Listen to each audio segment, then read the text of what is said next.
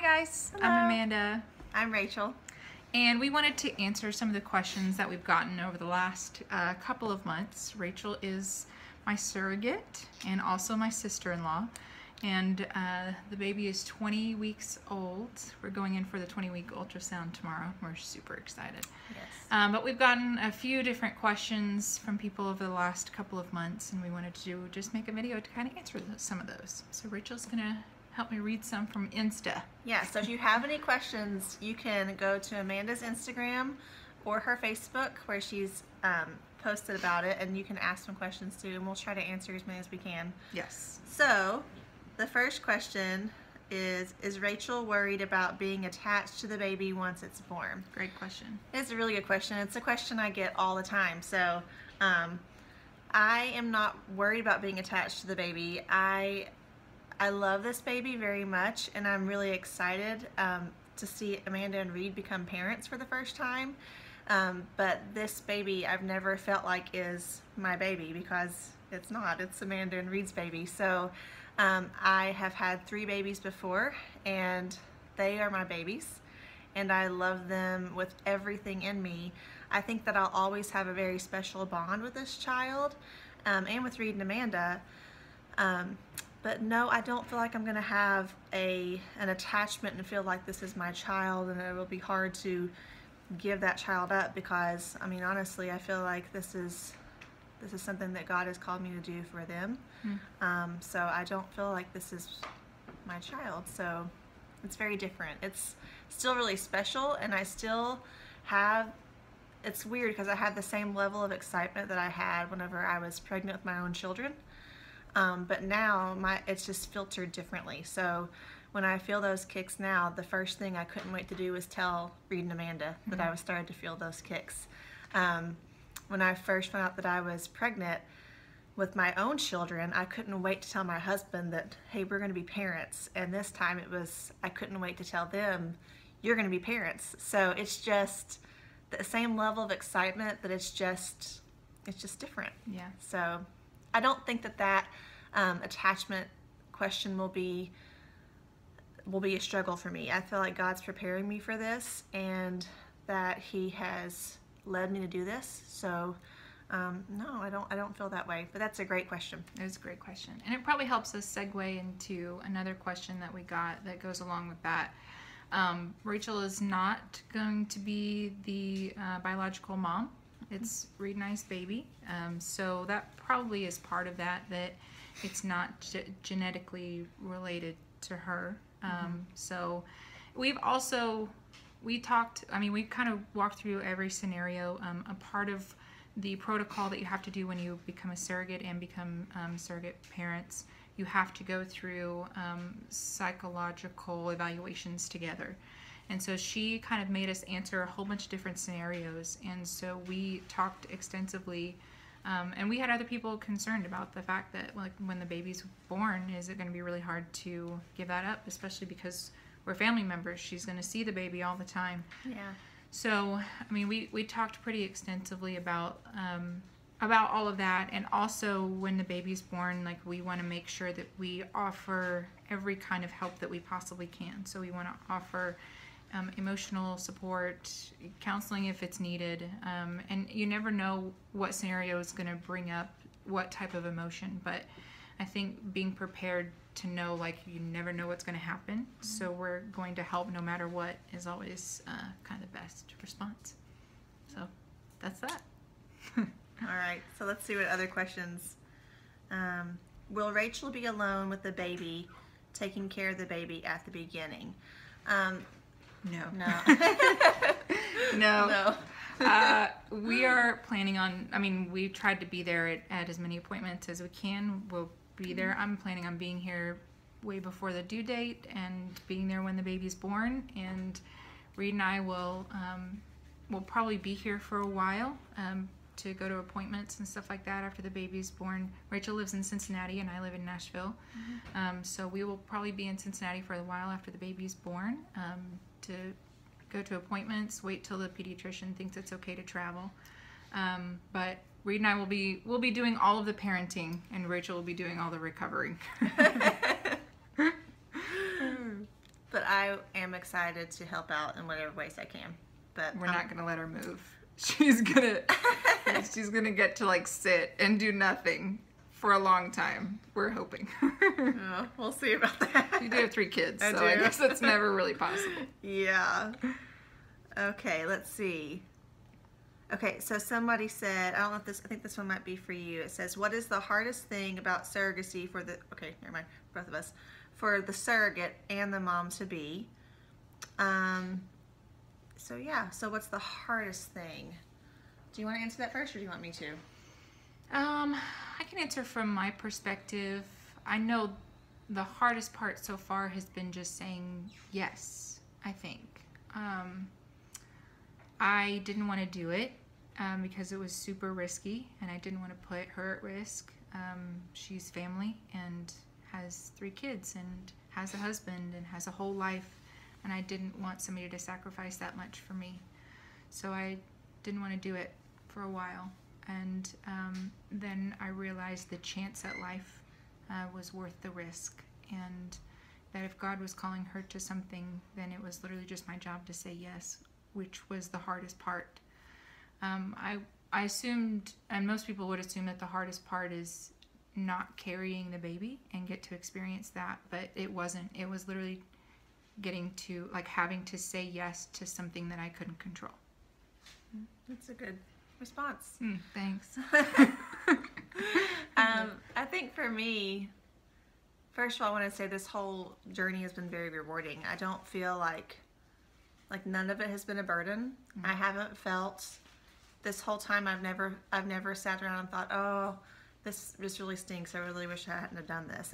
That thought has never come to my mind at all. So, I mean, in that sense, I've been really blessed because there are hard parts about it. So, for example, I had, like Amanda said earlier, I had to go. It wasn't like I just signed up to be a surrogate and then they said, okay, let's do it. It was there was a lot of work beforehand. So there was I have been on hormones since August. I had to go in for psychological tests and personality assessments, written and both written and in person, with multiple people. I had to do some physical tests as well that aren't necessarily easy. They weren't terrible. I've had 3 children, so I was all right. But so that part wasn't necessarily. I think that sometimes people have the assumption that you say, "Oh, I want to be a surrogate," and you just sign up and go do it. But there's a lot of work that goes into it. So there's a waiting period with all of that, and you think it's going to happen at this time, but then it doesn't, and then so that part was difficult. And just pregnancy in general is not easy. So I'm not one of those people that necessarily just loves being pregnant. There are parts of pregnancy that I enjoy, and there are parts that I find really awesome and just miraculous. But at the same time, there's a lot about pregnancy that's just hard, especially I'm a full-time working mom. I have 3 kids of my own, and I am married, and so I feel like there's a lot on my plate a lot of times. And during all that, I was really nauseous for a long time. I was on lots of hormones. My husband was giving me intramuscular injections for, oh my gosh, several weeks. Way too long. I have had over 100 shots, and some of those shots have been really, really strong, heavy-duty shots, and I still have numbness in my hips from and knots and all that stuff. So And you passed out. I did a couple times, but I faint easily, so. And she's Superwoman, basically. Basically. I don't know about that. Superwoman probably wouldn't have passed out. So those little parts are hard. Is it worth it? Absolutely. Like I said, I've never regretted any of it, and I would do it again. But it's not just, like I said, something that you just sign up for and go do. So physically, those have been some hardships. I'm over all that now. The shots are over. My nausea is gone.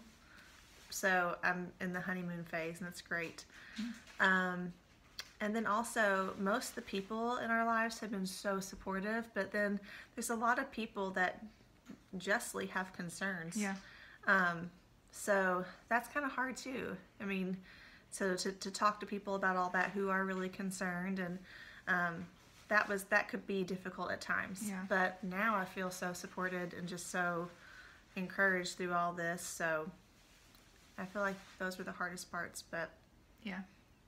there's still a part to come. So Yeah, it's true. yeah, That same person asked what's been the best part. they did. So do you want to answer that? Yeah. I feel like I've talked a lot. The baby. The baby is the best part. She's super cute and all over the place and is constantly moving everywhere, which is super fun. We're never going to sit down, which is awesome. She hopefully will keep us young or make us age faster. I don't really know how that works. That's probably how that works. Yeah, I mean, the best part is honestly just the chance at life. And I think watching God bring a miracle and bring away where we knew we didn't believe it was an option. And so like watching God literally keep a promise and just say like, I'm here. I am for you. I am here to give you what I've promised, basically. And it's honestly, that part has been amazing to watch and hard to even fathom and even conceive. And I think this relationship and the relationships of our families is going to be awesome. And our daughter will always have a special bond with her. And I think that's awesome. I think the best part for me has just been, I don't know, there's been so many good parts, honestly. But I think just the whole spiritual aspect of it.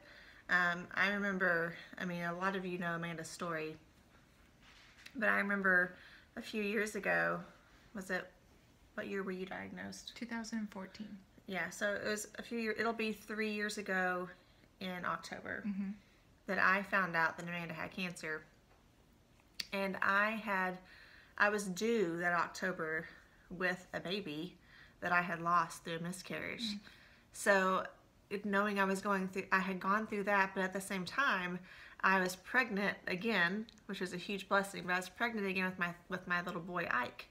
And I drove to Nashville, largely pregnant, and I went with her to her oncologist appointment, and I remember them telling us that she would never have a child.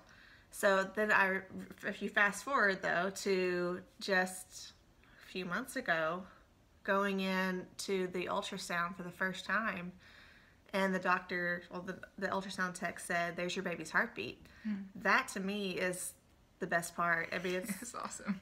Yeah, it's amazing. So it's one of those things that you can't, like, you might have somebody tell you no about something, but God has a different plan. Yeah. So it's been a huge lesson for me of just obedience. When God calls us to do something, that we say yes and that we do it, and that He'll see us through. Yeah. That was another question that someone asked. They said that they remember you saying that you felt God calling you to be a surrogate.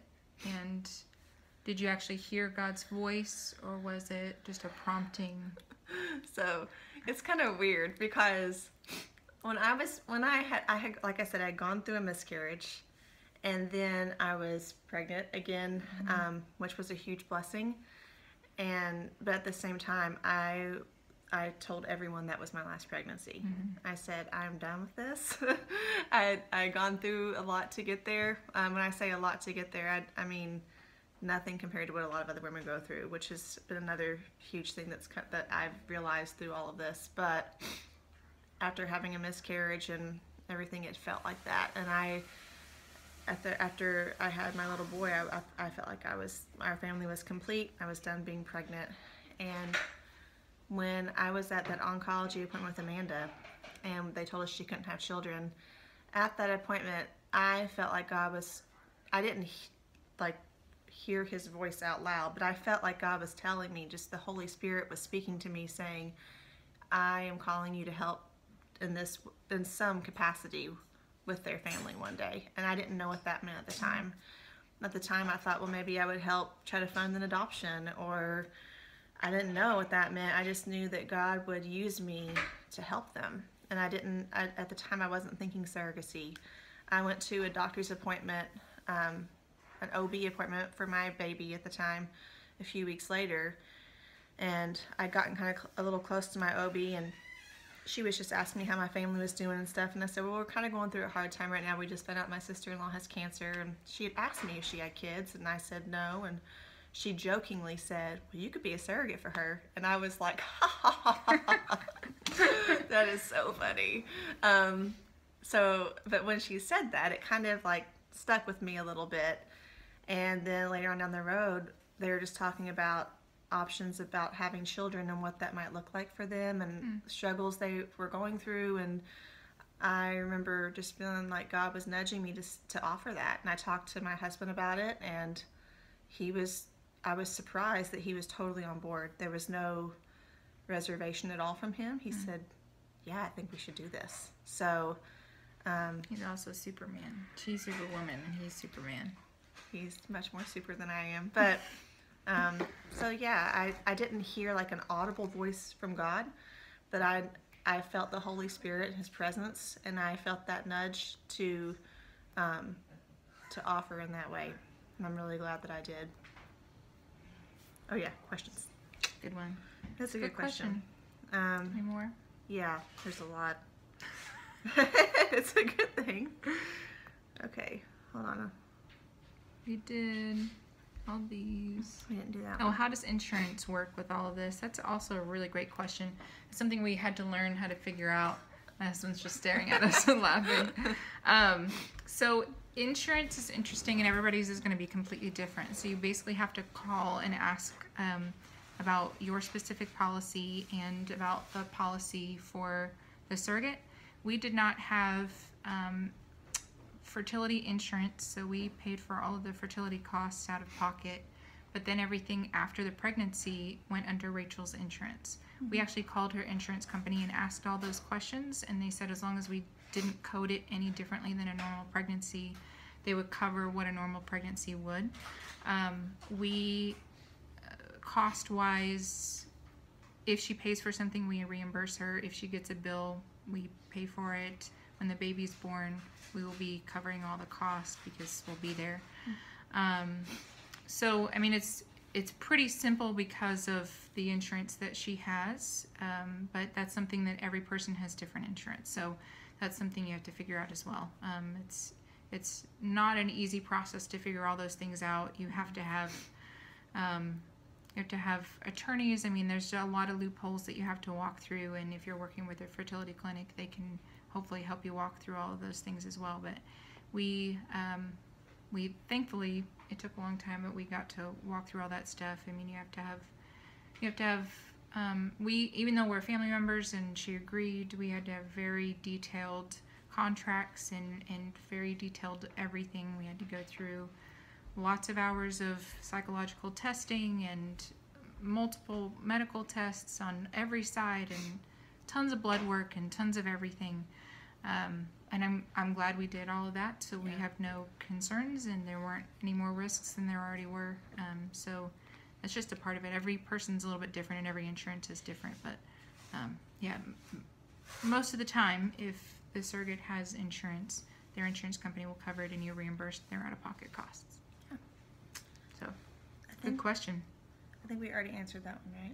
We did. Mm-hmm. And those are all the Instagram ones, unless there's been more that... I don't think so. Let's see. Refresh it.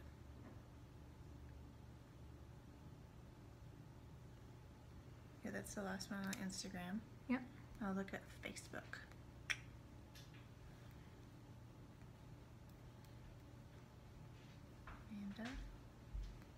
Amanda.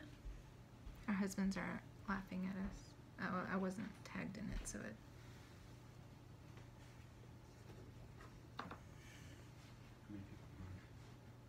Oh, we didn't do a live. We decided to just do a video, and then we're going to post like segments of the questions answered. Oh, we did that one. We did that one, yeah. What do my nieces think about all of this? That's also a really great question, and something we talked a ton about. So Rachel has 3 kids. They're small. They're 6, 5, and 2. And we talked extensively about all of this and wanted to make sure that it's something that we felt like that they could handle, and breaking it to them the right way, and allowing them to come along their journey. And I'll kind of let you, I mean, they're your kids, so I'll kind of let you take this one since you know them, I guess. They've been awesome about it. They actually have taken it better than what I ever thought that they would. I thought they would be really confused and all that kind of stuff. They've asked a lot of questions. A lot of questions. But they've been good questions. And honestly, we talked with the psychologist, I guess, before we went through all this. And that was one of our questions with them, was how do we talk to our kids about this? And they told us to be as open as we possibly could be, and to share, and just to tell them the truth and about why we were doing this and what this would mean and everything. They also suggested a couple of books that were specifically written for kids regarding surrogacy, which I didn't know that existed, but they're really good books. So we bought those and we read those with them. And I actually got to break the news to them. Yeah. And it was super fun. Amanda and Reed got to help with all that. Yeah. So that was really fun. And one great thing too is that my daughters have, Amanda and I have been pretty close, and my daughters were there whenever Amanda was going through a lot of the stuff she went through with the cancer that she had. So they remembered that she had a port. They remembered a lot of the surgeries that she had gone through. So that gave us kind of a way to talk to them and say, you know, because Amanda had to go through all of this, you know, they still want a family, but her body can't hold a baby right now, but mommy's body can. So we talked with them about it in that way, and it made sense to them. And now they like to feel the baby move, and they ask questions about her. They were super excited that it's a girl. And they've honestly have taken it better than I could have ever imagined. Yeah. And they call her their cousin. They don't think of it as a sibling. They think of the baby as their cousin, and they know they'll ask about Aunt Amanda and Uncle Reed's baby. So it was really interesting, and the psychologist actually told us that kids take it a lot better than what you think that they will. Yeah, than most adults do. Yeah. Which is interesting. And that's another question that I've gotten is, what do you plan on telling your child? And I plan on telling her everything.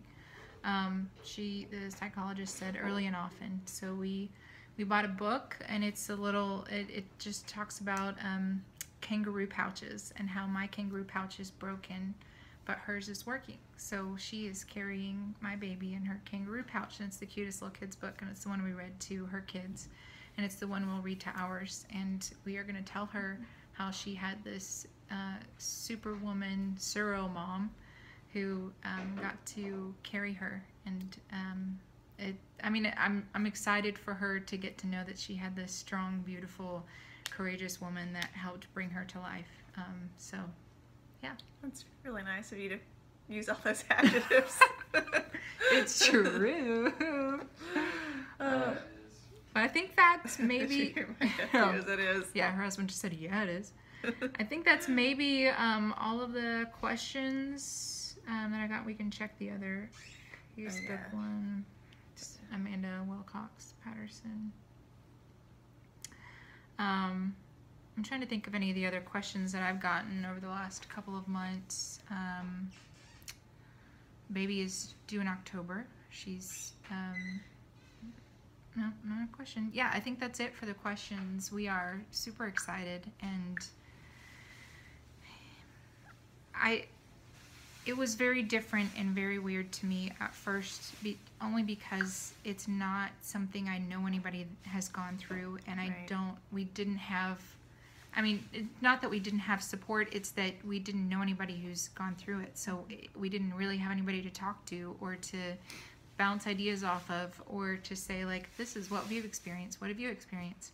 So that's part of why we wanted to make this video, and why we've tried to make as much public as we can, because making these decisions in any capacity is just difficult. When it comes to fertility, it's just not something that's talked about often. And it's something that we wanted to shed more light on and make people understand that it's a very common, everyday thing, and we want to make sure that it becomes more normal so that people don't get into the situation like we did where they feel like it's too weird, it's too different, or it's not something they want to do and they want to explore because it's different. So we wanted to shed a little bit more light on this subject and just let you know that it's been a great experience for us, and it's hopefully going to be an amazing experience for our daughter. And we're excited for the future and excited for this whole process, and obviously so incredibly thankful to Rachel because she's ridiculously amazing for, I mean, everything. I mean, just it's just been crazy. So I think that's it. Well, and they've been pretty amazing too. Like anything that I'm not doing this for any compensation. So that's been something that's been different too, is the people that I have found that have been surrogates, typically it's for compensation, which is totally fine. It's just not the reason why I was doing it.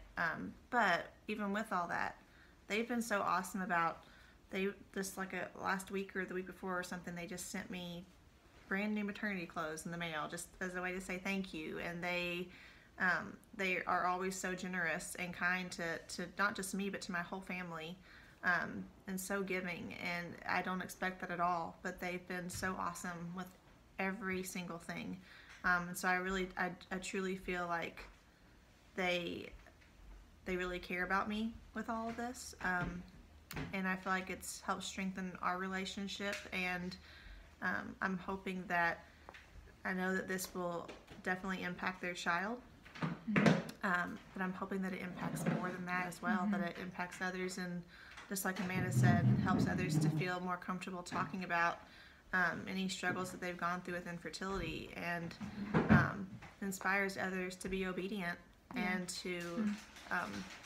help serve in unique ways. So I'm hoping that my daughters get that message too, that I hope that they see that my mom gave of herself just to help bless somebody else.